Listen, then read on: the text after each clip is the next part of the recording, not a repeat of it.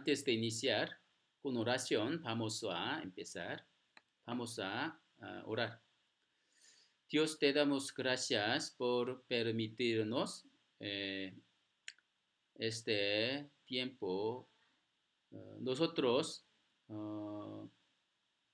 queremos aprender tu palabra. Señor, enséñanos y también haznos entender tu palabra más correctamente. Para llevar vida cristiana correctamente necesitamos mucha palabra. También necesitamos entendimiento correcto acerca de tu palabra. Por eso nosotros también hoy queremos aprender tu palabra. Señor, esté con nosotros y enséñanos, por favor. Gracias en el nombre de Jesús, quien nos ama siempre.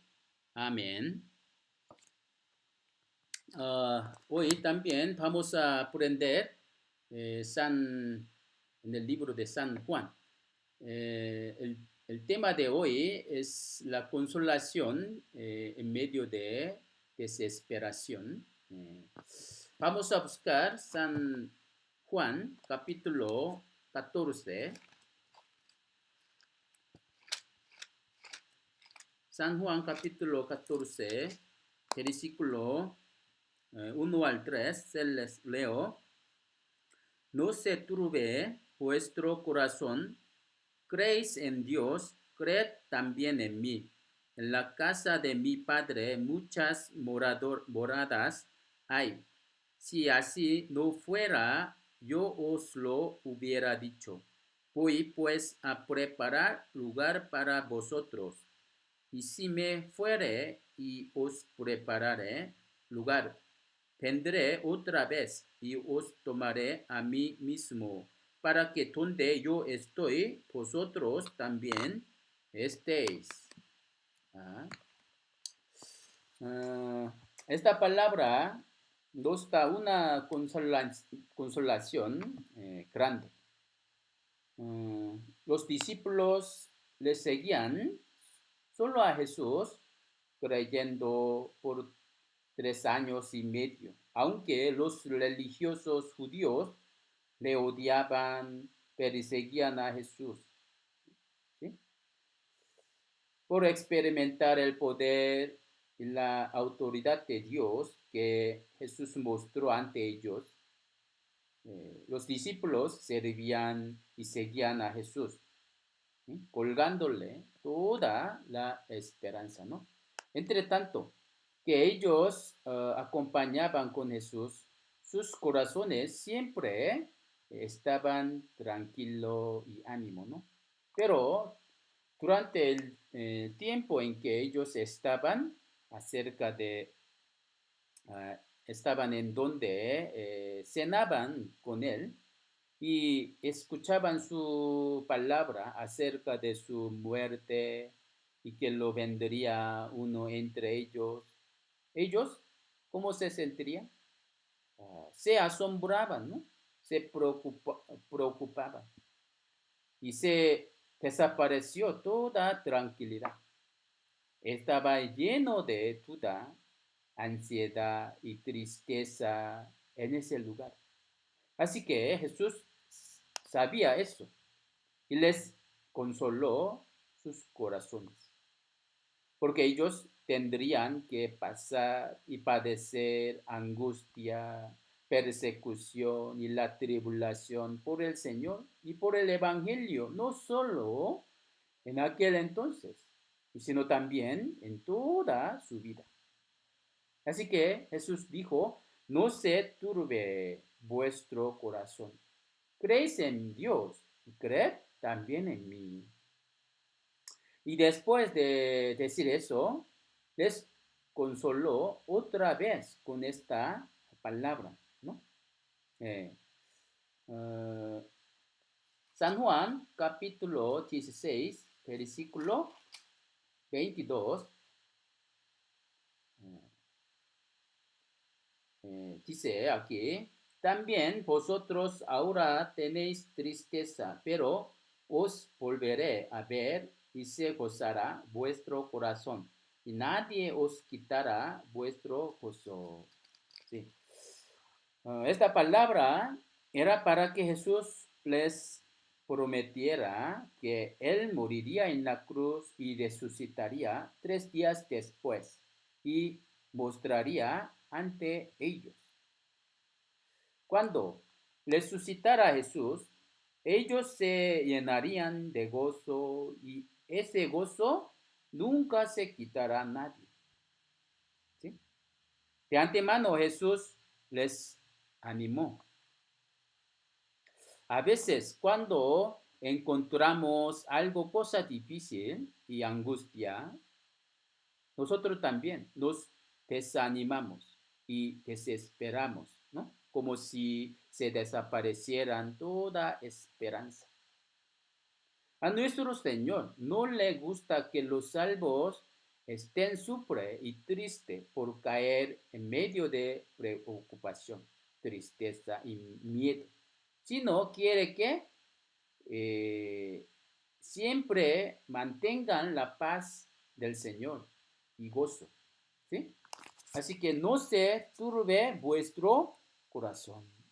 Esta palabra no es simplemente una palabra de consuelo, es la palabra de promesa tan grande, no solo para los discípulos en aquel tiempo, sino también para resolver todo problema de los salvos hasta nosotros. No es suficiente que alguien está sufriendo y lagrimando por padecimiento de un miembro de la familia. Le consuelen con una palabra de pésame. Si pudieran hacer que resuciten a los muertos, eso podría ser el consuelo verdadero, ¿no? Cuando las hermanas de Lázaro estaban sufriendo por la muerte de su hermano, ¿no? Jesús le dijo, no lloréis, tu hermano resucitará. Y Jesús lo resucitó, ¿no? Si su promesa hubiera sido una palabra consuela simplemente, Jesús no hubiera ido por Lázaro. Jesús resucitó a Lázaro para cambiar la tristeza de ellas en la paz y gozo, ¿no? Como esto, Jesús les dijo a sus discípulos, no se turbe vuestro corazón, crees en mí y creed también en mí. ¿Crees en Dios? Creed también en mí. Esto quería decir que Jesús se encargaría todas sus preocupaciones. También el Señor nos está diciendo, no se turbe vuestro corazón. Esta palabra no es una simple palabra de consuelo, sino es un consuelo verdadero de que encomiendan todas las cosas en la mano de Dios poderoso. ¿Sí? Primera de Pedro 5:7, ¿qué dice? Vamos a buscar. Primera de Pedro 5:7.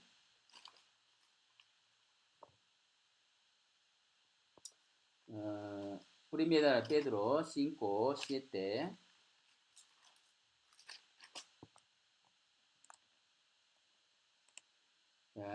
Leamos juntos. Echando toda vuestra ansiedad sobre Él, porque Él tiene cuidado de vosotros. Echando toda vuestra ansiedad sobre el Señor. ¿Sí? Dios nos está cuidando ahora. Él sabe a todos nosotros. nos cuida hasta el fin. Así que los cristianos deben encomendar al Señor todos los problemas, ¿no? San Mateo capítulo 6. Vamos a buscar San Mateo capítulo 6.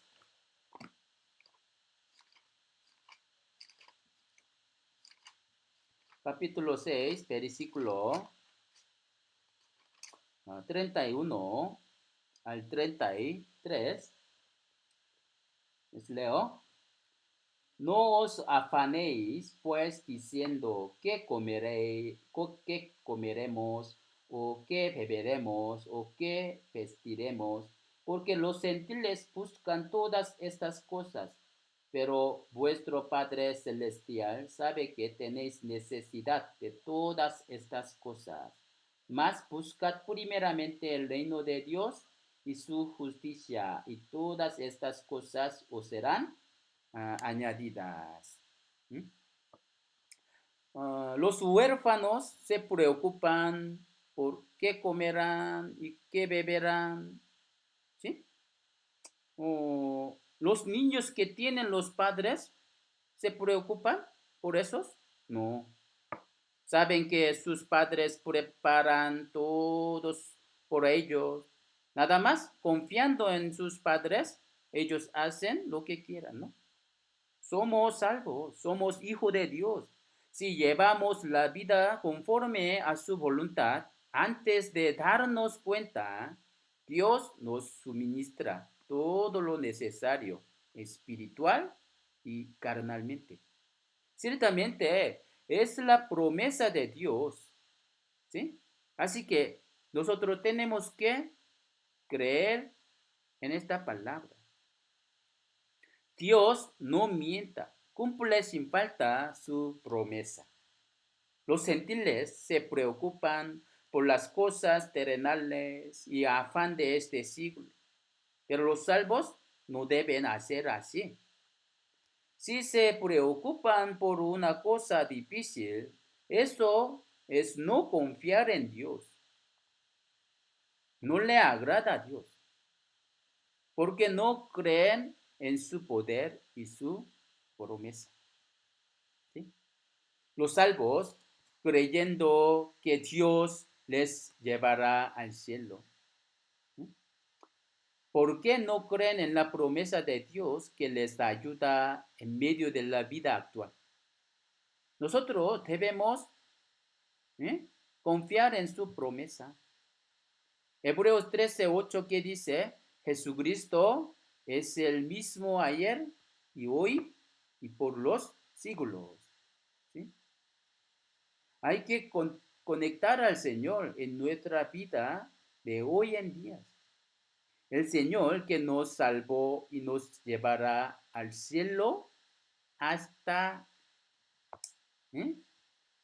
Este Señor está con nosotros, ¿no? Cuando suceden las cosas difíciles y aflicciones, se preocupan mucho y se desesperan.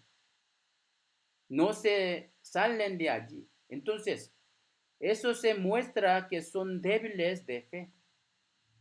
Al sufrir por la aflicción, casi no hay nada lo que podemos hacer por nuestro propio esfuerzo. Nada más debemos encomendarnos toda preocupación a nuestro Señor. Solamente confiamos en el poder de Dios y su promesa. Esto es el único que debemos hacer. Aunque la muerte nos acerca, si Dios nos guía y protege y cumple la promesa sin falta, no necesitamos tener miedo, porque Él siempre está con nosotros, ¿no? Por eso, Salmos 23 que dice, aunque ande en valle de sombra de muerte, no temeré mal alguno, porque tú estarás conmigo. ¿Sí? Tú estarás conmigo. En este mundo están lleno de diablo y los malos. Ellos trabajan fuertemente. Así que los que están en parte de la verdad sufren mucho por guardar su fe. El Hijo de Dios fue crucificado. Los discípulos recibieron persecución y fueron martirizados. La verdad fue pisoteada hasta ahora. Muchos cristianos salvos han muerto y sufrido por el Evangelio, llevando la vida cristiana. Hay mucha tribulación y aflicción que no podemos aguantar. Pero nuestro Señor, ¿qué dice? Nos dice y consuela. Estas cosas os he hablado para que en mí tengáis paz. ¿Sí? En el mundo tendréis aflicción, pero confiad. Yo he vencido al mundo. Confiad. Yo he vencido al mundo. Sí, los cristianos salvos tienen aflicción en este mundo. El Señor no nos exenta de la aflicción, ¿sí? Sino dice que confiemos, porque Él nos da poder para que nosotros podamos vencer la aflicción. También nos ayuda a que no caigamos en pecado más. Siempre está con nosotros en la tribulación. Nos da su poder. ¿Sí? El Señor no se sentó a la diestra de Dios sin que recibiera la tribulación. Él recibió mucha tentación y aflicción. Tuvo que pasar hasta la pena de cruz, ¿no? Así que Hebreos 2:18 que dice, pues en cuanto él mismo padeció siendo tentado, es poderoso para socorrer a los que son tentados.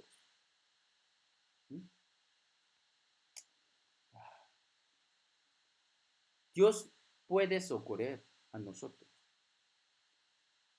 ¿Cómo estuvo apóstol Pablo? Él también recibió mucha tribulación, ¿no? En Segunda de Corintios, vamos a buscar. Segunda de Corintios, capítulo 7. Segunda de Corintios, capítulo 11, versículo 24 al 27. Les leo. De los judíos 5 veces he recibido 40 azotes menos uno. 3 veces he sido azotado con varas, una vez apedreado, 3 veces ha padecido naufragio. Una noche y un día he estado como náufrago en alta mar, en caminos muchas veces, en peligros de ríos, peligros de ladrones, peligros de mi nación, peligros de los gentiles, peligros en la ciudad, peligros en el desierto, peligros en el mar, peligros entre falsos hermanos, en trabajo y fatiga, en muchos desvelos, en hambre y sed, en muchos ayunos, en frío y en desnudez. Así, apóstol Pablo sufrió mucho, ¿no? Por el Evangelio. Así padeciendo, fue decapacitado en Roma predicando el Evangelio. Aunque él estaba bajo que no sabía cuándo moriría, siempre se quedaba en paz. ¿Sí? Antes de que muriera, él envió una carta a la iglesia Filipo, ¿no? Para consolarlo. Vamos a buscar Filipenses capítulo 4. Filipenses capítulo 4, versículo 4 al 7. Les leo. Regocijaos en el Señor siempre. Otra vez digo, regocijaos. Vuestra gentileza sea conocida de todos los hombres. El Señor está cerca. ¿eh? Por nada estéis afanosos, sino sean conocidas vuestras peticiones delante de Dios en toda oración y ruego con acción de gracia. Y paz de Dios, que sobrepasa todo entendimiento, guardará vuestros corazones y vuestros pensamientos en Cristo Jesús. ¿Mm? Así dice, regocijaos en el Señor. ¿Mm? El tema del libro de Filipenses es gozosos en el Señor. ¿Eh? En aquel tiempo en que apóstol Pablo escribió esta carta, él, ¿dónde estaba? Él estaba en la cárcel. Su cuerpo estaba hinchado por golpeado, estaba en cadena, pero él no se desanimó ni estaba triste, sino alabando y orando. Estaba lleno del Espíritu Santo. ¿Mm? Así que escribió esa carta. ¿Sí? Aunque le dolía mucho todo su cuerpo por golpeado, confiaba en el Señor y les alentó a los hermanos que se preocupaban y se entristecían por él, ¿no? Regocijaos en el Señor. Otra vez digo regocijaos. Aunque están bajo la angustia y desesperación tan fuerte, si los salvos pueden regocijarse en el Señor, pueden vencer las situaciones tan difíciles a través del poder del Señor. Así que los salvos se regocijan en Dios, es el poder de vencer las dificultades. ¿Sí? Las dificultades. Nehemías 8:10 dice, ¿qué dice? No os entristezcáis, porque el gozo de Jehová es vuestra fuerza. El gozo de Jehová es nuestra fuerza. Aunque la situación es tan difícil, ¿eh? Pero si no confían en Dios, no confían en su palabra, nada más se quejan por el Señor, por esas situaciones difíciles, ¿qué pasaría? El gozo se desaparece rápidamente. La fuerza del corazón se agota. Luego tratan de resolver todo problema en su propia manera. ¿Mm? No en el poder de Dios. Por eso su situación se hace más peor y complicada. ¿Sí? Los salvos tienen que encomendar todo su problema al Señor, ¿eh? Y tienen que orar. ¿Sí? Santiago 5:13, ¿qué dice? ¿Está alguno entre vosotros afligidos? ¿Qué hacen? Haga oración. Haga oración. La oración es que, reconociendo nuestra debilidad, ¿sí?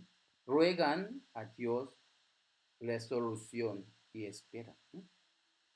Creyendo que Dios ayudará y resolverá. Le dan gracias al Señor. ¿Sí? Sean, cono sean conocidas vuestras peticiones delante de Dios en toda oración y ruego con acción de gracias. Si se necesita la aflicción a nosotros, Dios nos permitirá más el tiempo de dolor. Todavía tenemos los deseos carnales en la vida. No encomendamos al Señor todos los problemas por nuestra obstinación e ignorancia. Por eso Dios nos podrá permitir más las aflicciones. ¿Para qué? Confiemos más en el Señor. ¿Sí? Ahora vamos a volver San Juan capítulo 14.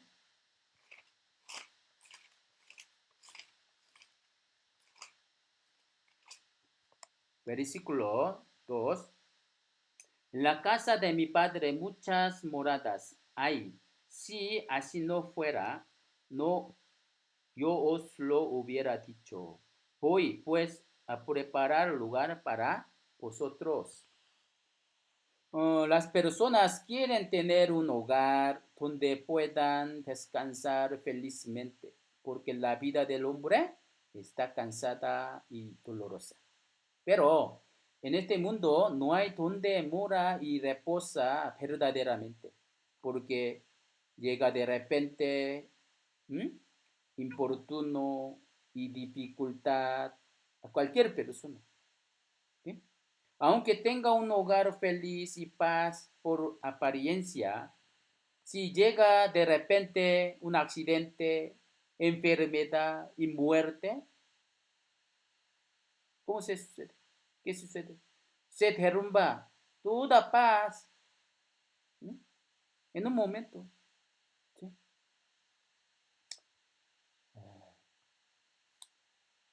Y uh, uh, Rey David confesó ante Dios así.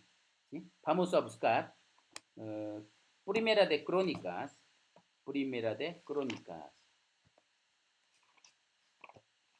Primera de Crónica, capítulo 29, versículo 15. Primera de Crónicas 29, versículo 15, que dice, porque nosotros extranjeros y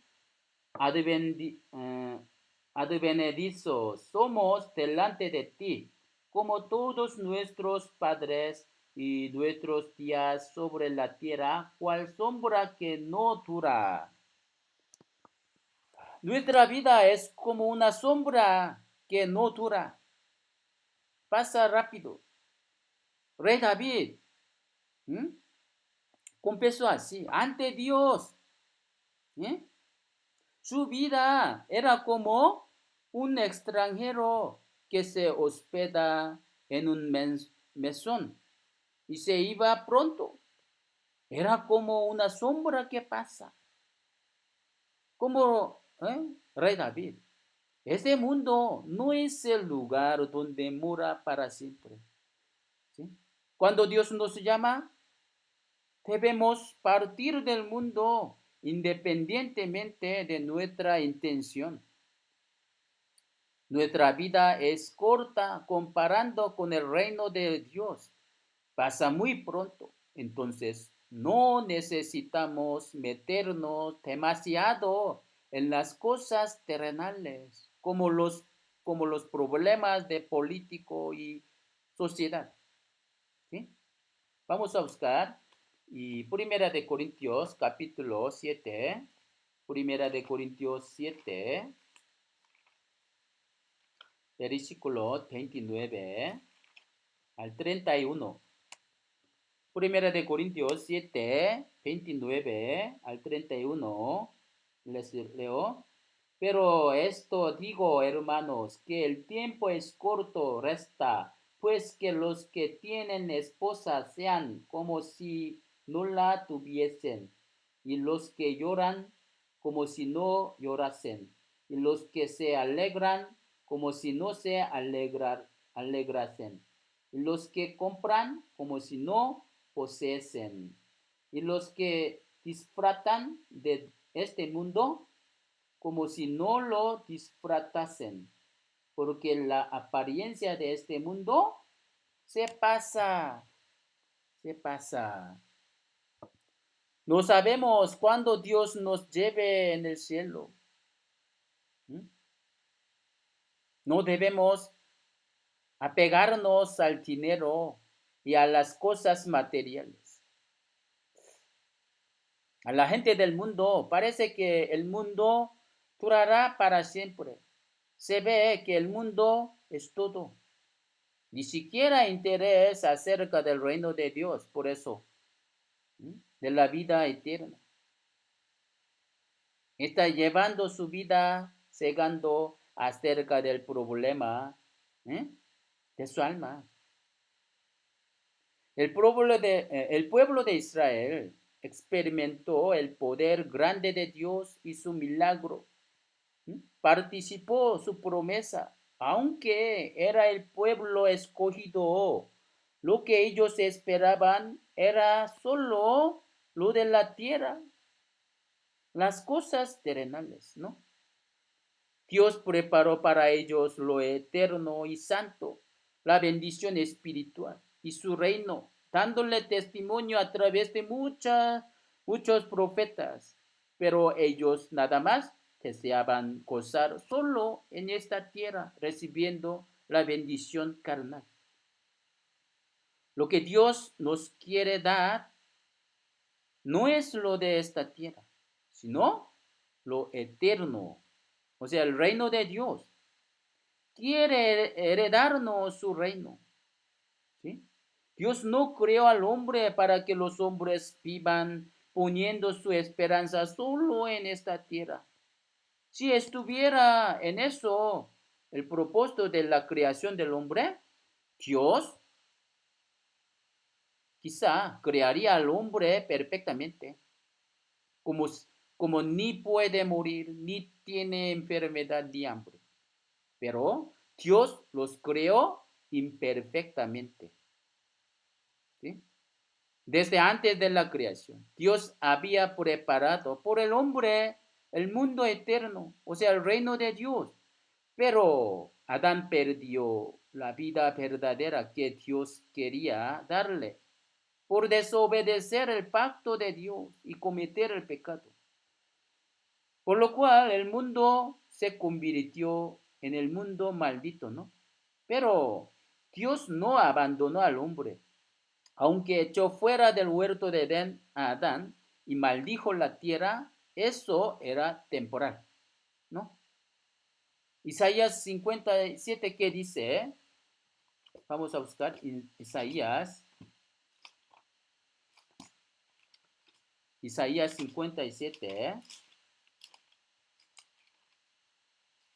versículo 15 al 16, se les leo. Porque así dijo el alto y sublime, el que habita la eternidad y cuyo nombre es el santo. Yo habito en la altura y la santidad, y con el quebrantado y humilde de espíritu, para hacer vivir el espíritu de los humildes y para vivificar el corazón de los que quebrantados, porque no contenderé para siempre, ni para siempre me enojaré, pues te caería ante mí el espíritu y las almas que yo he creado. ¿Mm? Te caería ante mi espíritu, las almas que yo he creado. Sí, Dios abrió el camino por lo cual el hombre puede recibir la bendición y la gracia de Dios por recuperar el dolor, la maldición. Jesucristo recuperó lo que Adán fracasó por morir cargando todos los pecados del mundo, ¿no? Y resucitar. A la vez que el Señor salvó a los pecadores, es para cumplir el propósito de la creación del hombre, lo cual Dios creó al hombre para gozar la gloria con el hombre para siempre. ¿En dónde? En su reino. ¿Sí? La casa de mi padre muchas moradas hay. Si así no fuera, yo os lo hubiera dicho. Esta palabra nos ha dado gran consolación. Si no hubiera morada en el cielo por nosotros, Jesucristo no tendría razón por la cual vino en este mundo, tampoco moriría en la cruz. no nos permitiría la aflicción. Los discípulos sufrieron por 3 años y medio siguiendo a Jesús. ¿Sí? Había mucho dolor, no había cómodo ni alegría. Ellos padecieron mucho por seguir al Señor. No comían bien, ni se descansaban suficientemente. Además, sufrieron un riesgo de vida por el Señor. Pero la aflicción y sufrimiento por el Señor durante 3 años y medio no era nada comparando con las tribulaciones que ellos iban a recibir en el tiempo venidero. ¿Sí? Jesús ya sabía que ellos recibirían tribulación tan grande que en aquel tiempo. Por eso Jesús habrá tenido mucha compasión hacia ellos. ¿Sí? Y les dijo así, ¿sí? Dándole consuelo. Confiándome, aguanta poco más, porque este mundo no es donde ustedes se descansan y se gozan. Si aguantan un poco más, yo les llevaré en la casa de mi Padre. ¿Eh? Los incrédulos, llevando su vida, no saben qué es la felicidad y paz verdadera. Nada más para evitar de su dolor y angustia se esfuerzan. Pero no hay nadie que haya encontrado la felicidad, la satisfacción verdadera. No pueden obtener ese gozo y paz en cualquier cosa que estén en este mundo.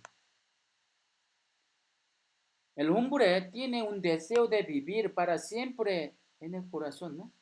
O sea, tiene la eternidad. Por eso, por tener ese deseo que no puede llenar de las cosas del mundo, ¿eh?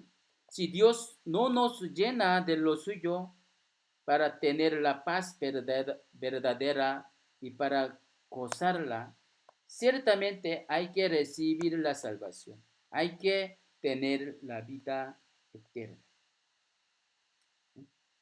Si hay una persona más miserable del mundo, no es un menospreciado, ni un pobrecito, sino el que no tiene la esperanza verdadera. La esperanza debe ser algo cumplida actualmente y debe ser perfecta y eterna. Eso no está en este mundo. La esperanza del mundo es la muerte. Ella no puede dar a la gente el poder de vencer la muerte. Pero Dios nos da la esperanza viva y eterna. A nosotros que eh, le buscan. ¿Sí? Primera de Pedro 1 al 3. Vamos a buscar. Primera de Pedro 1 al 3. Primera Pedro 1, capítulo 1, versículo 3. Bendito el Dios y Padre de nuestro Señor Jesucristo, que según su grande misericordia nos hizo renacer para una esperanza viva por la resurrección de Jesucristo de los muertos. Nos hizo renacer para una esperanza viva. Así, los salvos tienen la esperanza viva y verdadera. Esa esperanza es la herencia eterna que está preparada en el cielo, que Dios ha preparado por los salvos. Se puede decir que la promesa de Dios está mencionada en la palabra corta que Jesús dijo: en la casa de mi Padre muchas moradas hay. ¿Sí? En la casa de mi padre muchas moradas hay. Su palabra no era un deseo turbio, sino es el pacto perpetuo, ni cambio. Aunque nuestro cuerpo se envejece rápidamente y la esperanza del mundo está desapareciendo, podemos gozarnos por la esperanza verdadera y viva, ¿no? Entonces, segunda de Corintios 5, ¿qué dice? Segunda de Corintios, capítulo 5, así dice. Segunda de Corintios, capítulo 5, versículo 1 al 2. Les leo. Porque sabemos que si nuestra morada terrestre, este tabernáculo se deshiciere, tenemos de Dios un edificio, una casa no hecha de manos, eterna en los cielos. Y por esto también gemimos, deseando ser revestidos de aquella nuestra habitación celestial. Sí, así. Deseamos ser revestido de aquel nuestra habitación celestial. Nosotros anhelamos la segunda venida del Señor, ¿no? Nuestro Señor venga pronto. Filipenses, vamos a buscar, Filipenses capítulo 3. Filipenses capítulo 3, versículo 20 al 21, se les leo.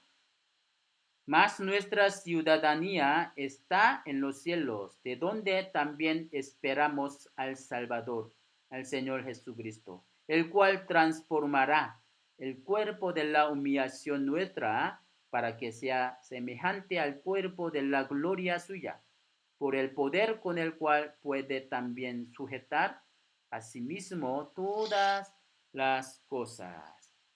¿Mm? Todas las cosas. Así. Ya, Jesucristo dijo a sus discípulos, San Juan 14:3, otra vez, vamos a regresar. San Juan capítulo 3, perdón, 14, San Juan 14, San Juan 14, versículo 3. Y si me fuere y os prepararé lugar, vendré otra vez y os tomaré a mí mismo, para que donde yo estoy, vosotros también estéis. ¿Eh? Si me fuere y os prepararé lugar. ¿Qué significa preparar lugar por ellos? Para que los pecadores puedan vivir junto con Dios, el Señor tenía que quitar todos los pecados. ¿Sí? Entre Jesús y los discípulos está bloqueado el pecado. ¿Sí? Estaba puesto la ira de Dios, las